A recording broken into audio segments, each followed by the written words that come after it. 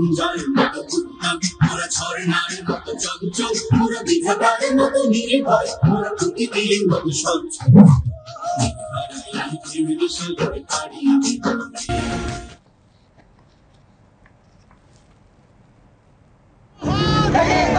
ক্যালেন্ডারের পাতা উল্টালেও শিক্ষার্থীরা জানায় জুলাইয়ের গণহত্যার বিচার না নিয়ে তারা এ মাস শেষ করবে না।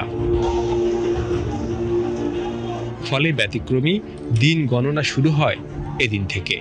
১ আগস্টের পরিবর্তে ২০২৪-এর এদিন পরিচিত হয়ে ওঠে ৩২শে জুলাই নামে। এ জাতির অপরিসীম আত্মত্যাগ ও জাগরণের সময়টাকে জুলাই নামেই টেনে নিতে চাইল তরুণ সমাজ। ২০২৪-এর এদিন রিমেম্বারিং আওয়ার হিরোজ নামের আরেক ব্যতিক্রমী কর্মসূচি পালন করে বৈষম্য বিরোধী ছাত্র আন্দোলন। হতাহতদের পরিবার ও সহপাঠীদের স্মৃতিচারণ, গ্রাফিতি, পথনাটক, গণসংগীত ও মোমবাতি প্রজ্বলনের মাধ্যমে ভিন্ন ধারার প্রতিবাদে শামিল হয় ছাত্র জনতা।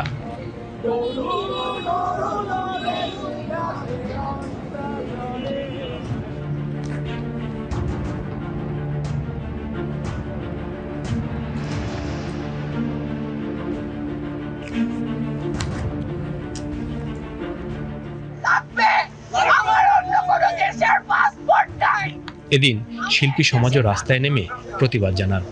ফার্ম গেটে দৃশ্য মাধ্যম শিল্পী সমাজের ব্যানারে জনপ্রিয় তারকারা ছাত্র সমাজের সঙ্গে সংহতি জানান।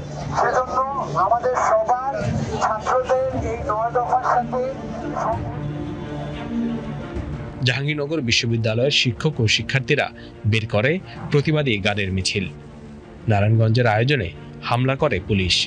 আটক শিক্ষার্থীদের মুক্তির দাবিতে বিশিষ্টজনেরা ডিবি কার্যালয়ের সামনে মানববন্ধন করেন। জনতার চাপের কাছে নথি স্বীকার করে এদিন আটক ৬ সমন্বয়ককে মুক্তি দেয় সরকার। মুক্ত হয়ে সাজিস আলম বার্তা দেন, আন্দোলন চলবে।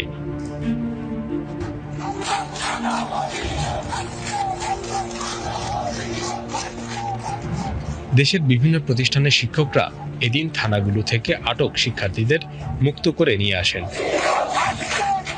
রাত তখন ১১টা, সারা ঢাকা শহর কোনো মানুষজন রাস্তায় কাটে নেই।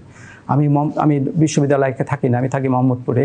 আমি মোহাম্মদপুর থেকে চলে আসি এবং এটা মানে ওই সময়ে রাস্তায় একা চলা যে কি কঠিন। আমি ফরচুনেট যে আমার একটা বন্ধু আমার সাথে এসেছিল। আমি প্রথমে শাহবাগ থানায় যাই, ওসিকে বলি যে আমার ছাত্রকে ছেড়ে না দিলে আমি কোনো অবস্থাতে থানা থেকে চলে যাব না, আমি ওখানে বসে থাকবো। তো লক্ষ্মীপুরে আমার সম্ভবত ৩ জন ছাত্র গ্রেফতার হয়। তাদেরকে ছড়ানোর জন্য যা যা করার দরকার, যত পুলিশের যে লেভেলে যোগাযোগ করতে আমি সেটা করেছি। মাথায় লাল কাপড় বেঁধে সড়কে নামেন খুলনা বিশ্ববিদ্যালয়ের শিক্ষকরা। বুলেট আপনি দেখেছেন, বাবা মায়ের রাখতো না, অভিশাপ আসমান কাঁপে, আপনাদের কাঁপে না, তার কাঁপে না, অভিশাপের ভয় হয় না? বুকগুলা ঝাঁঝরা হয়ে গেছে আমার সন্তানদের। রাবার বুলেট বলবেন, কি বলবেন? এগুলো অস্ত্রের মুখে দাঁড়িয়ে আছে, আমাদের পয়সায় কেনা বুলেটে আমাদের সন্তানদের আপনারা বুলেট ছুটছেন। আর কত? এদিকে আটক শিক্ষার্থীদের মুক্তি না দিলে এইচএসসি পরীক্ষা বর্জনের ডাক দিতে থাকেন শিক্ষার্থীরা। অনলাইনে একের পর এক প্রতিষ্ঠানের ছাত্রছাত্রীরা তাদের সিদ্ধান্তের কথা জানাতে থাকেন। হত্যাযজ্ঞ জাতির কাছে স্পষ্ট হয়ে ওঠায় বেসামাল সরকার জামায়াত ইসলামী ও ছাত্র শিবিরকে নিষিদ্ধ করে এদিন। মুক্তিযুদ্ধের চেতনাকে ঢাল হিসাবে আবারও ব্যবহারের ব্যর্থ চেষ্টা করে আওয়ামী শক্তি।